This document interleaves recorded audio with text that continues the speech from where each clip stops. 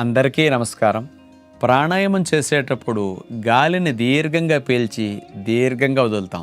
కొన్నిట్లో కొంచెం ఫోర్స్గా తీసుకుని కొన్ని ఫోర్స్గా వదులుతుంటాం.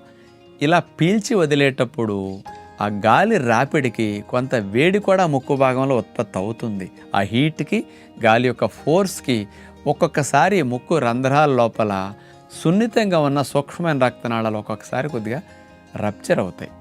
దానివల్ల ఒక్కొక్కసారి మనం ప్రాణాయామం చేసేటప్పుడు కాస్త చీదినప్పుడు కానీ ముక్కు తుడుచుకున్నప్పుడు కానీ రక్తపు రంగు కొద్దిగా మనకి నాప్కిన్కి కానీ కాస్త చేతులకు కానీ అవ్వటం, కొన్ని రక్తపు తుప్పర్లు మన నుంచి ముక్కు నుంచి బయటకు పట్టడం కూడా జరుగుతూ ఉంటుంది. ఇలా ఎప్పుడైనా ప్రాణాయామం చేసినప్పుడు జరిగితే చాలామంది రక్తపు తుప్పర్లు రక్తం రంగు కనుక చూసేసరికి కంగారు పడిపోతూ ఉంటారు. ఏమీ ప్రమాదం జరగలేదు, మీరేం ఆదుర్దా పడాల్సిన పని లేదు. ఈ గాలి రాపిడికి ఆ హీట్కి కాస్త సూక్ష్మమైన రక్తనాళాలు రప్చర్ అయినాయి కాబట్టి ఆ క్షణం ప్రాణాయామం చేయటం ఆపేసేసి మీరు యథావిధిగా ఆసనాలన్నీ కొనసాగించుకో. ప్రాణాయామం చేయటం మాత్రం అప్పుడు ఆపాలి.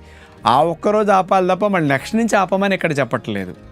కొంచెం వెంటనే అక్కడ మళ్ళీ ఆ బ్లీడింగ్ లాంటిది కొంచెం తగ్గాలంటే మీకు దగ్గరలో ఏమన్నా జేబుగొడ్డు ఉండి నీళ్లు ఉండి తడిపేసేసి ఆ జేబుగొడ్డు ఇక్కడ పెట్టుకోండి, వెంటనే ఫ్రీ అవుతుంది.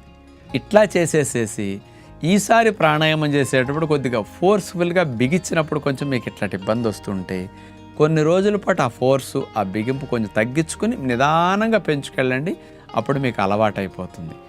మంచినీళ్ళు తక్కువ తాగే వరకు కూడా డ్రైనెస్ ముక్కు భాగాలు ఎక్కువ వచ్చేసి కూడా ఇలా జరుగుతాయి.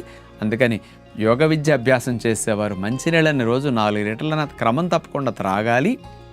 నిదానంగా అభ్యాసం పెంచుకుంటూ వెళితే ఈ ముక్కమట బ్లీడింగ్ అవ్వటం సమస్య కూడా మీకు తగ్గుతుంది. ఎవరికి వచ్చినా ఆ రోజు ఆపండి, తర్వాత మళ్ళీ యథావిధిగా నెక్స్ట్ డే నుంచి కంటిన్యూ చేసుకుంటే బాగుంటుందని విజ్ఞప్తి చేస్తూ నమస్కారం.